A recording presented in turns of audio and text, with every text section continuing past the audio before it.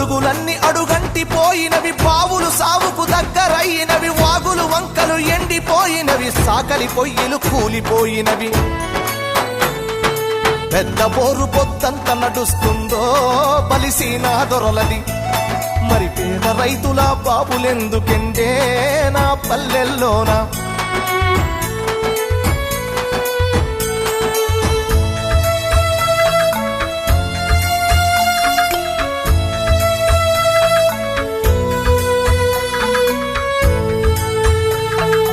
ఈదులన్నీ వట్టి మొద్దులయ్యినవి, ఈత కళ్ళు బంగారమయ్యినది, మందు కలిపిన కళ్ళును దాగిన మంది కండ్ల నిండూసులయ్యినవి.